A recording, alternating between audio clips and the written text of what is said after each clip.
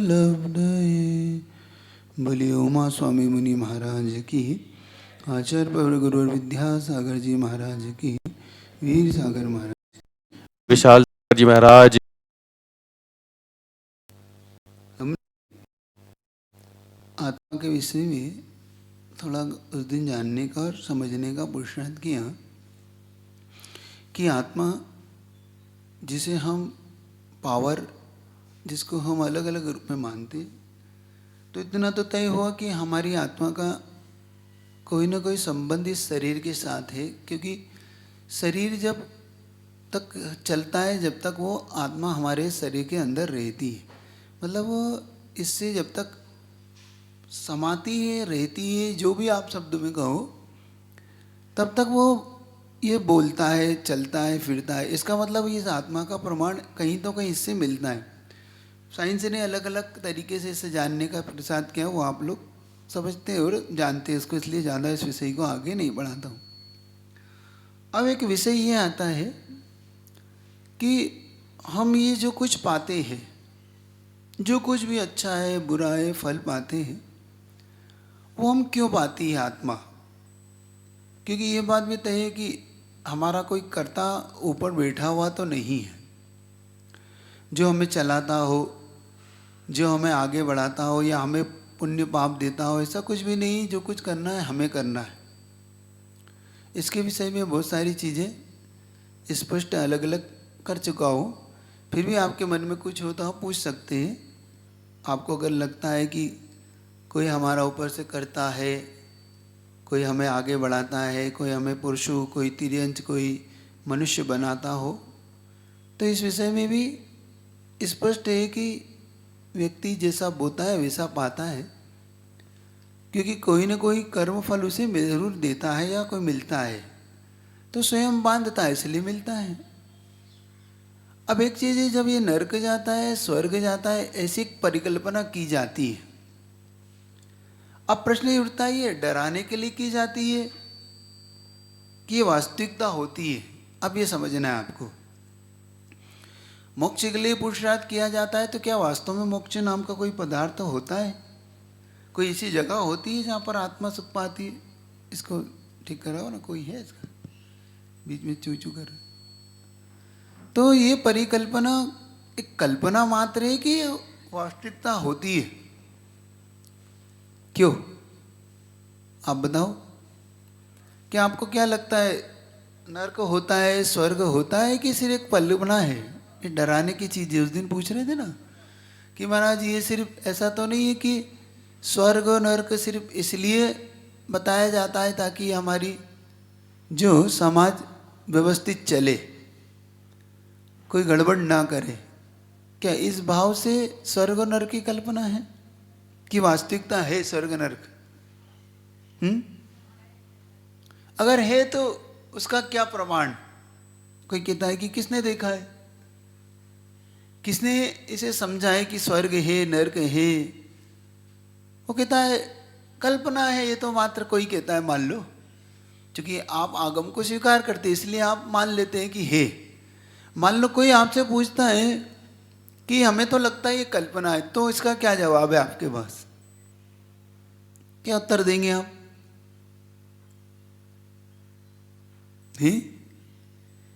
कोई चीज तो आपको ऐसी तर्क बुद्धि से ही बताओ, लेकिन बताओ तो। इसकी कोई युक्ति से सिद्ध करो, लेकिन करो तो।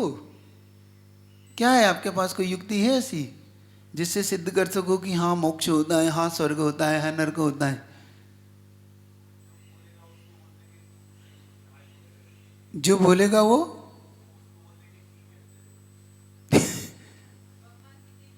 कुल मिला के हाथ टेक दोगे, ये बोल दो ना।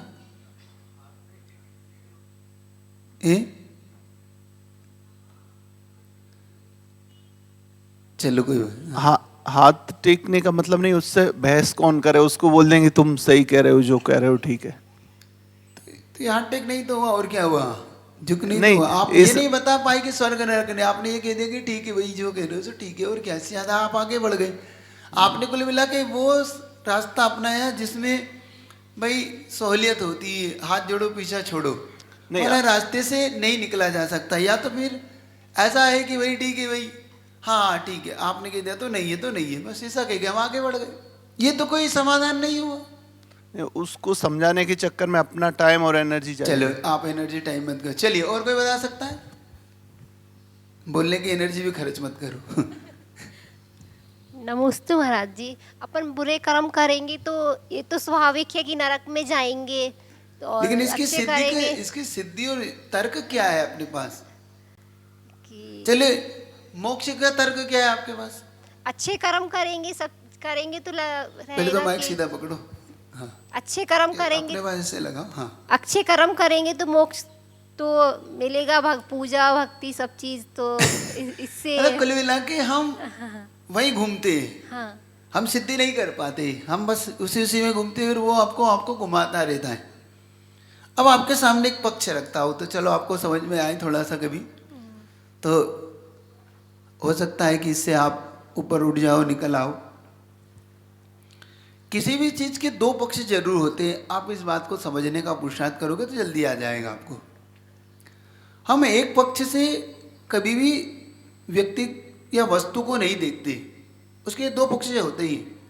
जैसे अच्छा होता है तो बुरा होता ही है, क्योंकि बुरा और अच्छा दोनों एक दूसरे के साथ पैरेलल चलते हैं। क्योंकि अच्छे की सिद्धि बुरे से होती है और बुरे की सिद्धि अच्छे से होती है, ये फैक्ट है कि नहीं? है कि नहीं? हाँ, आने के साथ जाना और जाने के साथ आना लगा हुआ है। आप खुद ही शब्दों को उबालते हो ना। नोट एक पक्ष में होता है कि दो पक्ष में होता है? उसका हेड होगा तो टेल भी होगा, आगे होगा तो पीछे भी होगा। दीवार एक पक्ष में खींचा जाती है कि दूसरे पक्ष भी होता है? समझो इसको बात। अगर उसका एक पक्ष है तो उसका दूसरा पक्ष जरूर होगा। हमारी सिद्धि इन चीजों से होगी। अगर हम तर्क बुद्धि, थोड़ी सी तर्क बुद्धि से इस विचारधारा में आएंगे तो हमको जल्दी समझ में आएगा। हमें ये बात सच है कि मोक्ष नहीं दिख रहा, हमें ये बात सच है कि नरक स्वर्ग नहीं दिख रहा, लेकिन हमें संसार तो दिख रहा है कि नहीं? जो दिख रहा है ये संसार है कि नहीं? जो एक पक्ष दिख रहा है मान लो, तो मेरा दूसरा पक्ष होगा कि नहीं होगा? होगा ना।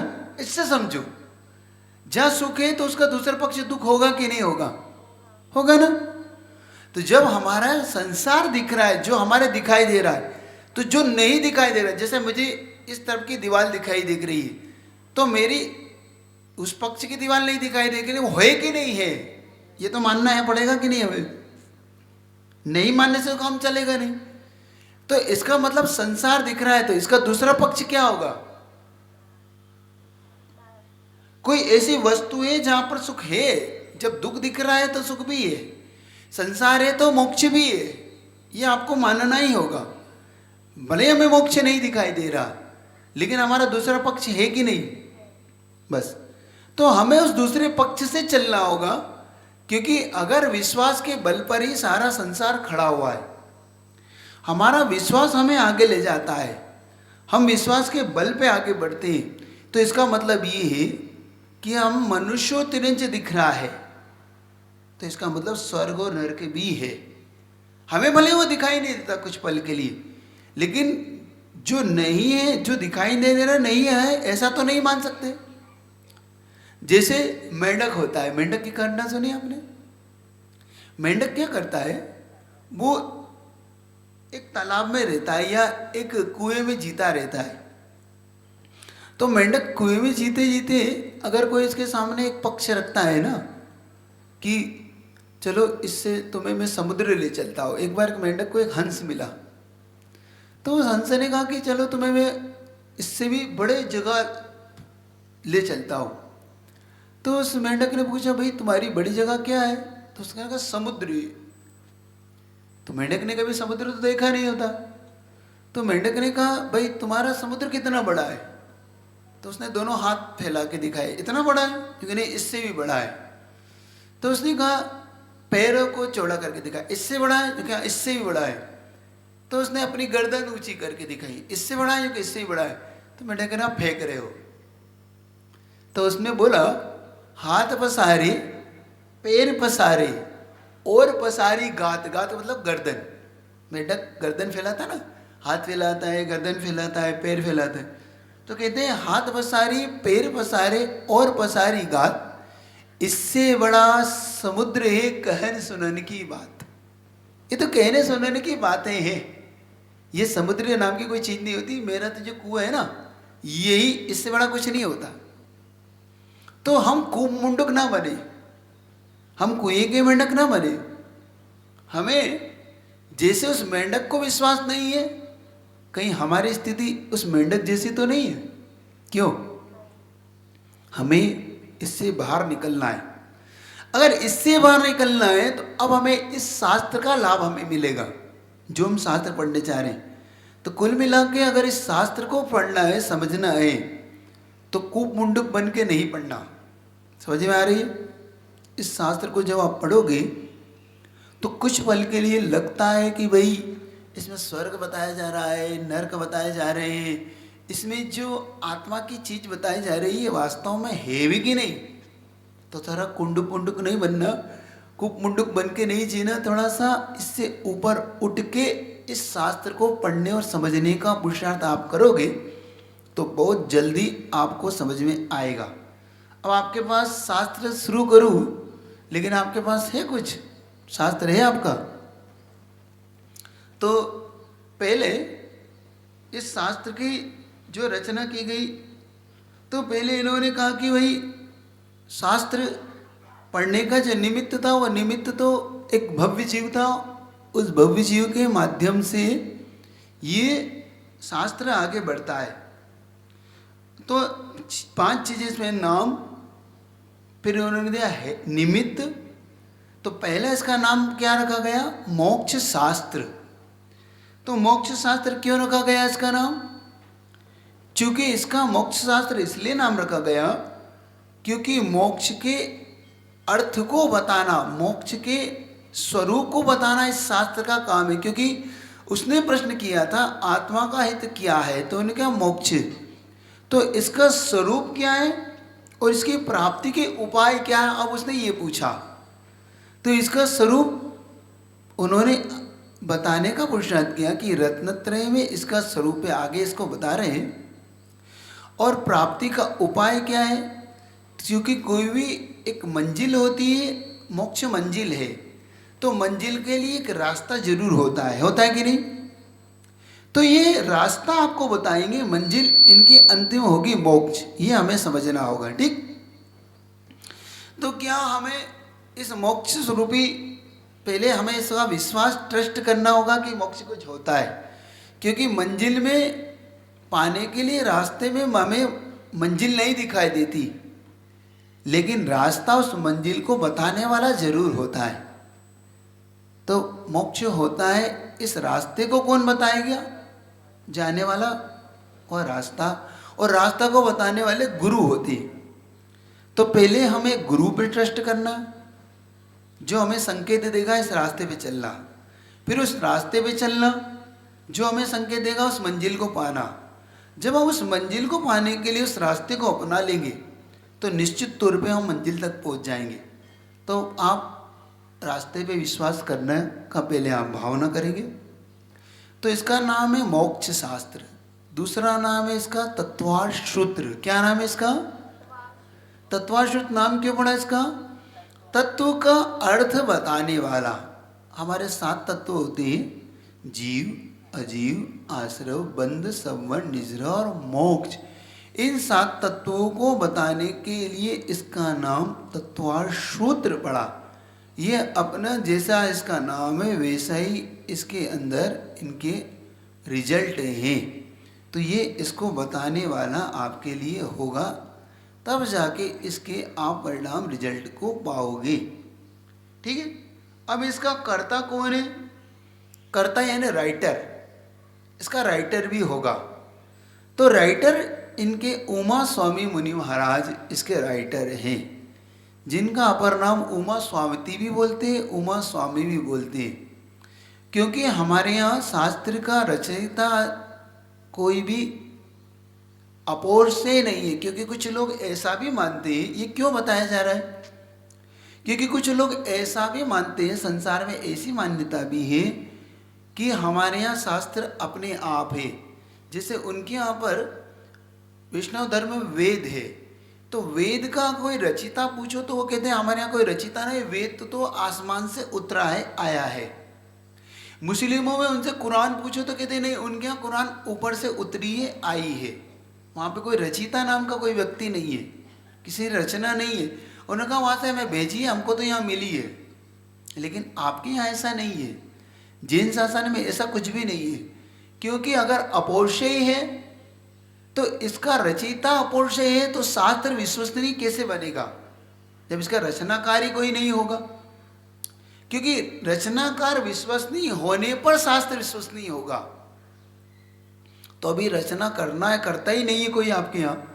जब करता ही नहीं है तो वो चीज़ विश्वसनीय कैसे, क्योंकि कोई भी चीज़ ऐसे नहीं टपक सकती, कोई भी चीज़ ऐसे नहीं आ सकती संसार में।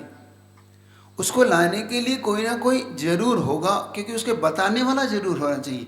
तो आपके यहाँ बताने वाला कौन है, तो आपके यहाँ बताने वाले सर्वज्ञ है। वो कौन है, तो वो उसकी सिद्धि कैसे करते। अब इसको देख लो थोड़ा। वो पूछते हैं, आप कहते हो कि सर्वज्ञ होता है। देखो जैन शासन में सर्वज्ञ की सिद्धि बहुत जरूरी है। वो सर्वज्ञ अगर सिद्ध नहीं होगा तो ये शास्त्र सिद्ध नहीं होंगे आपके। तो वो पूछता है आपसे कि भाई सर्वज्ञ आप क्या होता है, वो सर्वज्ञ कैसा होता है। क्योंकि आपने कहा ना, मोक्ष मार्गस्य नेतारम भेतारम कर्म उपतरम ज्ञातारम विश्व तत्वानाम। तो ये ज्ञातारम मतलब जो सारे विश्व को जानता, उस तत्व को। तो सारे विश्व को जानने वाला कोई आपके यहाँ हो सकता है ऐसा कोई। अब आपसे पूछ रहे हो क्यों, आप उसकी सिद्धि करिए। चलिए अब सर्वज्ञ की सिद्धि जरूर करो, या सर्वज्ञ के बारे में पूछो या समझो। दो काम में से कोई एक करो, या तो सर्वज्ञ के बारे में सिद्ध करो। अब बैठने से, मौन बैठने से तो कुछ नहीं होगा, क्योंकि मैंने कहा ये 2 वे चलेगा, 1 वे नहीं चलेगा। या तो सिद्ध करो या पूछो। तो पूछो फिर सर्वज्ञ के बारे में पूछो, सर्वज्ञ कौन होता है। हाथ जोड़ के आप ही बता दो तो वो तो मैं बता ही रहा हूं। आप भी तो कुछ मेहनत करिए। चलिए बताइए सर्वज्ञ के बारे में, कौन बताएगा। हाँ जल्दी से दो माइक। हाँ सर्वज्ञ के बारे में विषय बताओ। क्योंकि सर्वज्ञ की सिद्धि आप जिसको मानते हैं वो सर्वज्ञ अगर नहीं सिद्ध कर पाओगे तो आपका सर्वज्ञ मानना गड़बड़ा हो जाएगा। नमोस्तु मुनिश्री, जो वीतरागी सर्वज्ञ तोपदेशी हो, जो तीनों लोगों को युगपत जानते हो, वो सर्वज्ञ होते हैं। ये तो एक डेफिनेशन हो गई।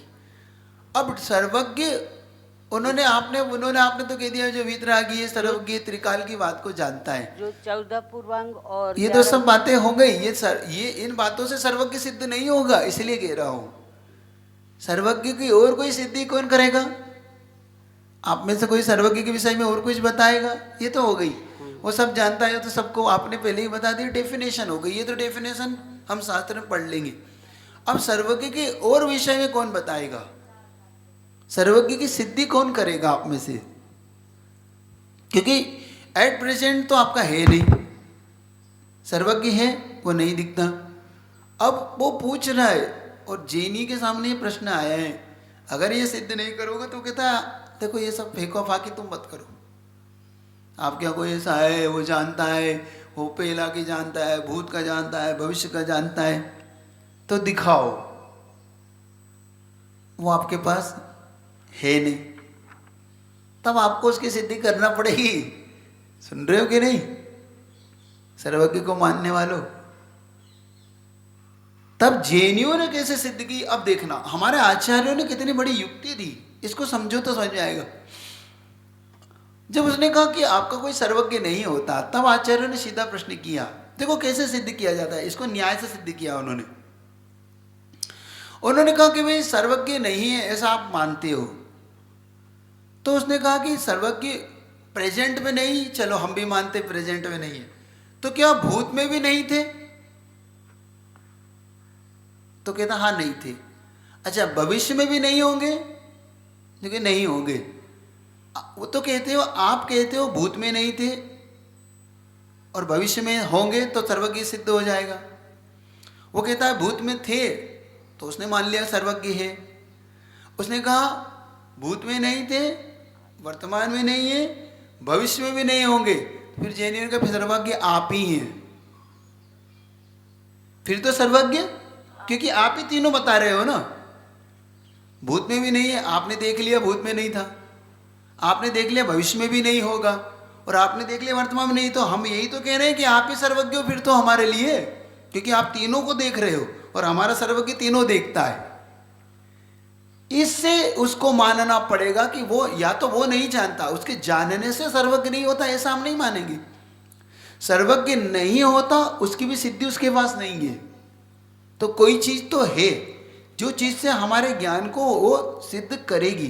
तो उस सर्वज्ञ की सिद्धि के लिए जैनियों ने अपना तर्क यही दिया कि हमारे पास तो हमारा सर्वज्ञ है, आप नहीं है, इसकी सिद्धि आप करिए। हमने तो सिद्ध किया है, क्योंकि वो भूत में भी था, प्रेजेंट में नहीं है, ये हम स्वीकार करते हैं, क्योंकि इस समय उनकी उपलब्धि हमारे पास नहीं है। लेकिन भविष्य में भी नहीं होगा और भूत में भी नहीं था, ये सिद्ध आप नहीं कर पाए। कोई भी चीज सिद्धि न्याय से जब की जाती है ना, तो ऐसा नहीं कि जैसे कि मैं आपको बताता हूं, हमारे यहाँ दो चीज चलती है, एक आध्यात्म चलता है, एक साइंस चलता है ना, दो चीज चलती है आपके यहाँ। तो अगर हमसे कोई ये कहता था पहले कि भाई एक रावण नाम का व्यक्ति हुआ, उसने सीता का हरण किया और पुष्पक नाम के बयान में आसमान से ले गया, तो हम क्या मानते थे, भाई ये तो अध्यात्म का विषय है, शास्त्रों का विषय है। लेकिन जब आज विज्ञान साइंस ने एक एरोप्लेन बनाया, एक हवाई जहाज बनाया, उससे हम आने जाने लगे, तो हम उसे मानने लगे कि नहीं। तो इसका मतलब भूत में था, लेकिन वर्तमान में जब वो सिद्धि हुई तो हमने भूत को स्वीकार किया कि नहीं। उसको हम अध्यात्म को ही, हमने साइंस को ही, अब साइंस का जो अध्यात्म का पन्ना था वो साइंस में चला गया। हम चीज जो कुछ है वो चीज हम तब मानने लगते हैं जब उसकी शोध के रूप में हमारे सामने आने लगता है। तो सर्वज्ञ आज नहीं, इसका मतलब नहीं था, ऐसा नहीं होता। जैसे कभी हमसे कहा गया कि कोई एक संजय नाम का व्यक्ति था जिसने महाभारत में सब देखा है ना, लेकिन जब हमने क्या बोल दिया इसको, नहीं नहीं ठीक है, इसी शास्त्र की कल्पना है। लेकिन जब हमारे सामने दूरदर्शन आया तो उसने कहा हम अमेरिका को आज घर बैठ के देख रहे हैं कि नहीं, हम पूना में बैठ के हम सारी चीज देख रहे हैं कि नहीं बाहर की। तब हमने उसको माना कि नहीं कि ऐसा भी हो सकता है दूरदर्शन में। तो इसका मतलब ये चीजें थी तो हो सकती, ऐसे सर्वज्ञ आज हमें उपलब्ध नहीं है, इसका मतलब नहीं था, ये स्वीकार नहीं करना कभी हमें। उसकी सिद्धि अपने आप आगे जाके होगी, लेकिन उसे हमें पहले मानना होगा। तो शास्त्र में जब हम स्वीकार करेंगे तो हमें पहले वो स्वीकार करने के लिए हमारी आस्था वहाँ प्रबल होना चाहिए।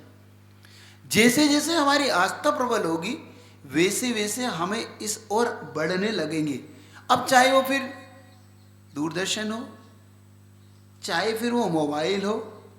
कोई हमसे कहता था कि कोई ऐसा भी साधु हुए जो दूर का, इतनी दूर का सुन लेते, तो हमें लगता था कि भाई ऐसा संभव कैसे होता है। लेकिन आज हमारे पास मोबाइल आया तो हमने उस मोबाइल को स्वीकार करा कि नहीं, हमने उस मोबाइल को स्वीकार करा कि नहीं। कोई हमसे कहता था कि भाई द्वादश अंक का इतना बड़ा पाठी हो सकता है कि एक अंतर्भूत में वो द्वादश अंक को रट लेता है, तो हमें ऐसा लगता था कि नहीं। लेकिन जब हमारे पास इतनी सी छोटी सी मोबाइल की चिप आई और उसमें सारा मटेरियल भरने लगा, तो हम स्वीकार करने लगे कि हाँ इतना मेमोरी हो सकती है। लेकिन हमने उनकी मेमोरी मानने पे हमने प्रश्न चिन्ह लगाए, लेकिन हमने इस मोबाइल की मेमोरी मानने पे चिन्ह नहीं लगाए, क्योंकि हमारे साथ सिद्ध हो गई।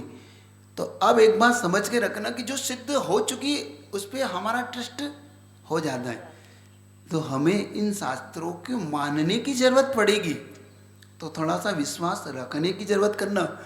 थोड़ा सा जब तक विश्वास जैसे जैसे बढ़ेगा वैसे वैसे शास्त्र आपके लिए सब कुछ वो कुछ सिद्धि होने लगेगी। तो आपको इन चीज़ों पे पहले विश्वास और ट्रस्ट की जरूरत होगी, ठीक है। इसमें अविश्वास का नाम की कोई चीज़ नहीं। तो सबसे पहले जो ग्रंथ के 6 चीज़ें थी वो आपके सामने ले आया। पहले ये मंगल, जिन्हें हमने नमस्कार किया वो मंगल होता है। निमित्त जिस व्यक्ति के निमित्त से रचा गया। हेतु शास्त्र पढ़ने का जो हेतु वो क्यों पढ़ रहे हैं हम। मुख्य हेतु है अपने विश्वास को बढ़ाना। मुख्य हेतु है इस शास्त्र को पढ़ के जो हम कर्मों की निर्जरा चाहते वो करना, ये हमारा मुख्य हेतु है। और अपने आत्म तत्व को समझना, ये हमारा मुख्य हेतु है। परिमाण इसका, परिमाण मतलब कितने परिमाण इसका, तो 357 सूत्र लिखे गए, ये इसका परिमाण है। दूसरा इसका नाम अमृत तत्वार सूत्र ही। तीसरा कर्ता के रूप में उमा स्वामी महाराज। इस प्रकार से ये शास्त्र आपका 6 प्रकार से इसके परिणामों से ये आए आपके। अब इस शास्त्र को पढ़ने के लिए मेरा भाव था कि पहला अध्याय नहीं पढ़ के इस शास्त्र का आपको वो अध्याय पढ़ाने का मेरा मन था जिस अध्याय से आप ये समझ सको कि कुल मिला के जो आत्मा नाम का तत्व हमने समझा था, वो आत्मा सुख दुख कैसे पाता है और क्यों पाता है, ये जानना चाहते हो आप लोग कि नहीं जानना चाहते पहले? क्योंकि मैं जो अगर पहला सूत्र पढ़ाऊंगा तो वो आपको पढ़ तो लोगे, लेकिन जो मुख्य चीज़ आपकी चीज़ है वो मैं पहले आपको देना चाहता हूँ। क्योंकि दादा गुरु मुनि महाराज का कहना था, ज्ञान सागर मुनि महाराज का, कि जो सबसे महत्वपूर्ण चीज़ इस तत्वार सूत्र में है, और छठा अध्याय इसका ऐसा अध्याय है जो छठा अध्याय है। इसको छठा अध्याय इसलिए बोलते थे कि सबसे ज़्यादा श्रावक के जीवन को कोई बदलता है तो ये छठा अध्याय बदलता है। तो आपके पास है, अगर उच्चारण कराओ तो करोगे आप लोग? ऐसा करूँगा कि अंत में आपको इसके सूत्रों का उच्चारण जरूर कराऊंगा, इसकी शुद्धि भी आपके करा दूंगा। तो इसका पहले छठा अध्याय से शुरुआत करता हूँ। छठा अध्याय आश्रव तत्व को लेके चलता है। छठा अध्याय मतलब पहले इसको 10 अध्यायों को विभक्त कैसे किया गया आपको बता देता हूँ। क्योंकि इसका तत्वाश्रुत नाम है, 7 तत्व होते हैं, जीव, अजीव, आश्रव, बंध, संवर और निर्जरा, ये 7 तत्व होते। जीव पहले, दूसरे, तीसरे, चौथे अध्याय में जीव का वर्णन आपको देखने को मिलेगा। फिर आपको 5वें अध्याय में अजीव तत्व का वर्णन देखने को मिलेगा। फिर 6ठे और 7वें अध्याय में आश्रव तत्व देखने को मिलेगा। 8वें अध्याय में बंध तत्व देखने को मिलेगा। 9वें अध्याय में संवर और निर्जरा तत्व देखने को मिलेगा। और 10वें अध्याय में आपको मोक्ष तत्व देखने को मिलेगा। फॉर एग्जाम्पल दे देता हूँ जिससे आपको ये समझ में आए कि ये 7 तत्व होते क्या है। बहुत सिंपल अध्याय, बहुत सिंपल सा उदाहरण दिया उन्होंने। एक नाव होती है और एक नाव में बैठने वाला एक व्यक्ति होता है। इन 2 चीजों से आपको 7 तत्व समझने को मिलेगा। नाव है, ये अजीव है, उसमें बैठा हुआ जो व्यक्ति वो जीव है। ठीक है, तो जीव और अजीव हो गया। आश्रव कहते हैं आने को, किसी भी चीज को आश्रव होता है तो उस नाव में एक छेद हो जाता है तो उसमें पानी आने लगता है तो वो आश्रव हो गया, क्योंकि उसमें पानी आ रहा है। जीव, अजीव, आश्रव। और पानी उस नाव में रुक रहा है तो बंद हो गया, ये हो गया बंद तत्व। फिर आपको लगा कि ये नाव डूब जाएगी तो इसे रोको। तो रोकने के लिए आपने नाव में एक छेद को बंद कर दिया, तो डांट लगा दिया, आप डांट बोलते ना, तो वो हो गया संवर। फिर भैया इस नाव को पार करना है तो पहले पानी को बाहर निकालो, तब तो नाव बाहर जाएगी। तो आपने पहले पानी को बाहर निकाला तो ये हो गई निर्जरा। फिर आपकी नाव उस पार पहुंच गई, मोक्ष हो गया। समझ में आया आपको? 7 तत्व समझ में आ गए? जीव, जो नाव में बैठा हुआ व्यक्ति जीव है। नाव अजीव है। पानी का आना आश्रव है। पानी का उस नाव में रुकना बंद है। उस डांट को पानी से आने से रोक देना संवर है। उस पानी को नाव से निकालना निर्जरा है।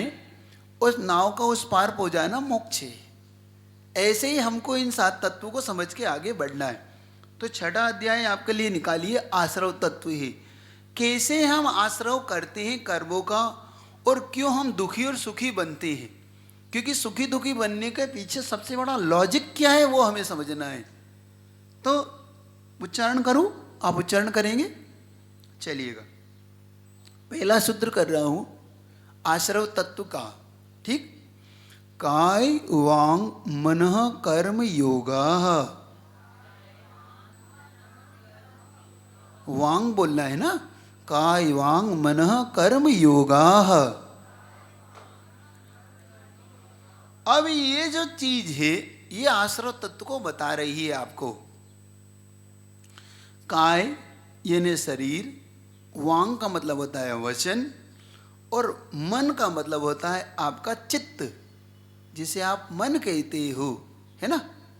अब जो ये मैटर है तीन मिला के, काय से, मन से और वचन से, हम तीन प्रकार से कर्मों को बुलाते हैं, आत्मा से जोड़ते हैं। जब हमारी आत्मा से कर्म जुड़ता है, अब इसको कर्मों को जो हम बुलाने का जो मैटर है, ये जो कुछ, इसे अच्छी तरीके से आप समझिएगा तो आपको ये समझ में आएगा कि हमारे पास आत्मा है और आत्मा से कर्म का जो जुड़ाव हुआ है वो कैसे करती है। हम सुख दुख पाने का मूल कारण हमारा आश्रव तत्व है। हमें जब कर्मों का आश्रव होता है तो उसमें हमारा मन, हमारा वचन, हमारा काय, जब हम काय से कुछ करते हैं, मन से कुछ बोलते हैं और वचनों, और मन से कुछ सोचते हैं और वचनों से कुछ बोलते हैं, तो हमारा कर्म हमसे जुड़ जाता है। कर्म की वर्गणाएं होती है, वो वर्गणाएं जब आत्मा से जुड़ती हैं तो एक में हो जाती है, जैसे दूध और पानी की तरह। ये उदाहरण याद रखना कभी भी। उसके लिए एक और उदाहरण दिया उन्होंने आश्रव के लिए। अब आपके दिमाग में उदाहरण रख लोगे कि आप लिख लोगे? तो आप अपने दिमाग में रख लेना। उन्होंने एक सिंपल उदाहरण दिया, जैसे एक लोहे का गोला होता है, वो लोहे के गोले को आप गर्म कर लीजिए, और जैसे आप गर्म करते हो और पानी में डालते हो तो लोहे का गोला चारों तरफ से उस पानी को एग्जॉर्ब कर लेता है। कभी आपने देखा होगा कि आप गर्म तवा होता है, गर्म तवा पे एकदम पानी डालते हो तो कुछ भाप बन के उड़ जाता है, कुछ पानी एग्जॉर्ब कर लेता है वो। ऐसे ही हमारी आत्मा जैसे ही कुछ इन तीन चीजों में से करती है, मन से, वचन से, काय से, वैसे ही हमारी आत्मा से वो कर्म एग्जॉर्ब हो जाता है और हमारी आत्मा में एक में होके वो मिल जाता है। ठीक, अब इसमें कोई आपका कोई प्रश्न तो नहीं, कोई पूछना तो नहीं आपको? समझ लो इसको, और किसी प्रकार से आपको समझना हो तो। क्योंकि पहले आपने मन काय से कुछ किया, मतलब काय का हलन चलन, मतलब हम कुछ भी अगर हल चलन करेंगे तुरंत हमें कर्म का बंध होगा। हम वचनों से कुछ भी बोलेंगे तो हम बंद होगा, और हम मन से कुछ भी सोच रहे होंगे, और हम तीनों करते रहते, करते कि नहीं? या तो हम काय से कुछ करते, या वचनों से कुछ बोलते, या हम मन से कुछ सोचते। जब हम तीनों ही मैटर में से, तीनों में से कोई भी एक मैटर, और एक बात याद रखना, तीनों में से कोई एक मैटर चलेगा, तीनों एक साथ नहीं चलते, जिसको हम योग बोलते हैं। हमारी दो चीज जरूर होती है, इसको आप पहले आपको समझना, योग और उपयोग। योग का मतलब होता है मन, वचन, काय, ये तीन चीज। उपयोग होती है आत्मा। आत्मा मतलब जब ज्ञान और दर्शन, क्योंकि ये तीनों चीजों का कनेक्शन हमारे आत्मा से होता है, और हमारे ज्ञान, हमारा जो सोचना है, नॉलेज जिसको हम बोले, ज्ञान बोले आपकी भाषा में, और हम देखना, दर्शन, ये दो चीज। तो योग और उपयोग के साथ मिक्स होने पर ये आत्मा का हमारा कर्म से जुड़ाव होता रहता है।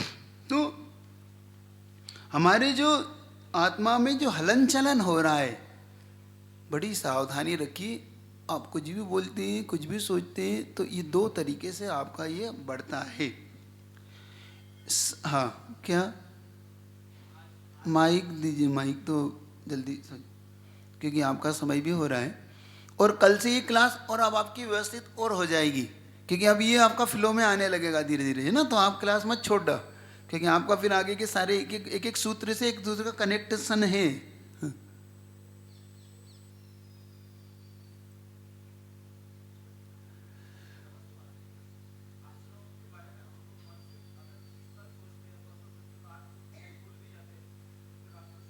माइक चालू नहीं हो रहा क्या? क्या हो गया माइक को?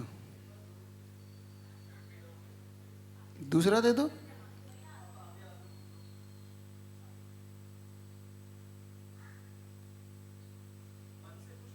हाँ, जैसे आपने मन से कुछ सोचा, अब हमने बचपन में कुछ किया था, बचपन में हमें याद सोचा था, लेकिन वह उस समय, चूंकि आश्रव जब भी होगा, चाहे जब सोचेंगे तब होगा, ऐसा नहीं कि हाँ अब उसको हम बार बार सोचेंगे तो बार बार होगा, हम बार बार करेंगे तो बार बार होगा। जिस समय हम सोचते हैं उस समय में आश्रव हो चुका है। अब उस आश्रव होने के बाद वो कर्म जब उदय में आएगा तो वो अपना फलदान देगा 1 मीटर। जो हमने सोचा है वो हमें बंद हो चुका है 1 मीटर। तो अब हम जब सोचते हैं तब हमें वो बंद होता है। हम बार बार सोचेंगे तो बार बार बंद होगा, और हम सोच चुके तो बंद हो चुका है। वो अपना फल देने के लिए भूल गए तो, लेकिन वो फल देगा जब हमें समझ में आएगा। फल तो देगा ना। जैसे मान लो आपने मेहनत की, फॉर एग्जाम्पल आज आपने जॉब की, फल दिन 30 तारीख को मिलता है आपको। 1 तारीख को आप जाते हैं, 2 को भी जाते हैं, 3 को जाते हैं, फल देता है वो 30 तारीख को देता है ना। आपको 30 तारीख को आपकी सैलरी मिलती है ना। अब ये 30 दिन की एक साथ मिली हुई है, लेकिन एक एक दिन का कलेक्शन है कि नहीं है। 30वें दिन उसने कोई अचानक नहीं दी सैलरी आपको, लेकिन वो 30 दिन का कलेक्शन है आपका। ऐसे जो हमें फल मिल रहा है ये हमें कर्मों का कलेक्शन है। अब ये लेकिन है तो एक एक दिन का, हाँ है कि नहीं? ये बोलो ना, है ना, एक दिन का कलेक्शन है। तो यही हमें कलेक्शन को याद रखना है। यही चेन हमारे साथ घूमती है। पर डे हम कर्म बांधते हैं और एक एक दिन ये हमें उदय में आता है। ये चेन से चला आता है। बस ये हमारा सिस्टम है। इस सिस्टम को तोड़ना है आत्मा को, हमें उस मोक्ष तत्व को पाना है। तो हमें सिस्टम को बिखेरना होगा, तब हमें उस आत्मा से कर्म हटेंगे। पर ये तो कभी संभव ही नहीं, क्योंकि आज फिर मैं नया सोचूंगा, कल फिर से नया सोचूंगा, तो फिर तो कर्म बनते ही जाएंगे। सोचना बंद करना है, इसीलिए तो उसके जो बाद साधक बनता है ना, वो सोचना बंद कर देता है। ये एक ऐसी चरम सीमा है। इसीलिए पहले आप इसको समझो। बहुत अच्छा प्रश्न है कि ये तो बंद ही नहीं होगा हमारा, ये तो चेन चलती रहेगी। फिर कुछ सोचेगा, फिर कुछ करेगा। इसी चेन को तोड़ने के लिए तो निर्जरा तत्व तक हमें पहुंचना है। इसलिए आप अभी आश्रमों पर शुरुआत हुई है। अगर इस प्रश्न का उत्तर चाहिए तो निर्जरा तत्व तक बनी रहिएगा, ये आपको उत्तर मिलेगा। सारी चीजों का उत्तर है आपके पास। आश्रम के बाद संवर भी होगा, संवर के बाद निर्जरा, और निर्जरा के मोक्ष। तो ये 7 तत्वों को समझने के लिए थोड़ा सा आपको पैसेंस तो रखना होगा।